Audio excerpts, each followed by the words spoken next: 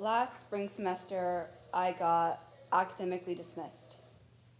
I know it may sound painful and maybe even traumatic, but at the time and now, I feel numb to it, almost like it did not happen, like it was a bad dream. Although I got accepted back, if I don't change my study habits, I may be academically dismissed from the university again if I don't meet the GPA requirements of academic probation. I have been trying to figure out what went wrong and how to not repeat it. I came to the conclusion that I was so focused on working on organizing and advocating on campus during the Black Lives Matter movement all of last year that it became an unhealthy escape from my responsibilities of schoolwork since I found little to no meaning in my classes at the time. To add on to it, COVID last year had me so anxious for my health since I already have heart issues from past chemotherapy treatment that I was in online Zoom courses all year and did not learn enough to pass despite my intentions to do well. I was working on the student committees that were reforming the Diversity Council with Aaron Hoffman Harding and other student leaders and administration to meet the calls for change for diversity and inclusion here at ND.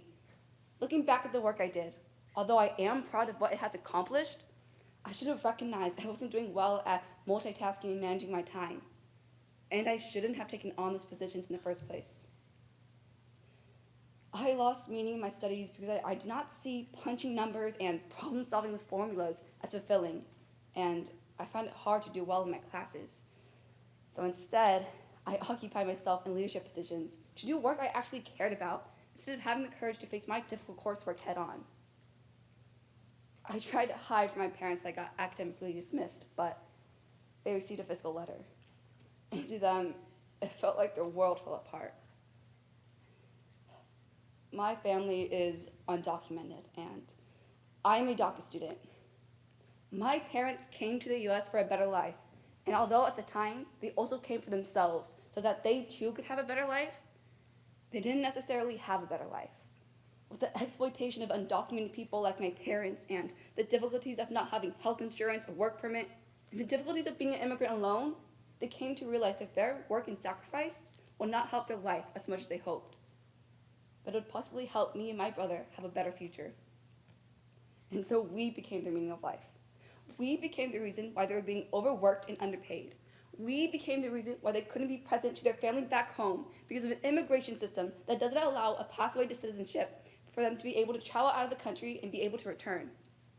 They never saw their loved ones again that passed away, and they were no longer able to be present for their brothers and sisters and parents, which was hard to watch them go through. But all that suffering was worth it for me and my brother. So they felt when I failed, that not only I failed out of college, but that all their suffering was for nothing. And I now see that. I was looking so much for meaning, for fighting injustice, for changing my work, that I didn't see working itself as the justice my family needed. I had an opportunity to appeal and explain my situation and why I was ready to come back to the university this fall. And I did. They accepted my appeal and I did return. Although, before their acceptance, it seemed I was done for good. And it devastated my parents. I caused them the pain I thought I was fighting against by replacing my studies with my organizing and advocacy work. I am currently trying to find the meaning back in the work I do. I am finding meaning remembering that I will pay for my parents' bills as they grow older. I am finding meaning in knowing I will be able to provide for my future children and being able to be present for my future partner, like my parents taught me by supporting me and my brother and each other. Now, I may not find work that addresses the systemic issues that affect our Black, Indigenous, POC, and immigrant communities, but I know I am working towards justice for my family. My work and sacrifice, I hope, will help support their life and bring justice in my family. Whether Republicans don't believe that my parents and brother deserve basic health care insurance, I'll come in and pay for it with my work.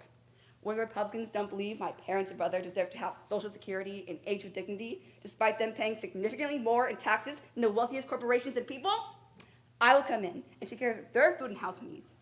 Whether Republicans don't believe that we deserve the basic human dignity to work legally and not be exploited, overworked, and underpaid, despite them being the descendants of immigrants themselves, I'll come in and take care of my brother, parents, future children, and partner with whatever work I find. I will bring justice in my family, whether or not others see the meaning and purpose in it. I see the purpose, and they see the purpose, which is all that matters to me.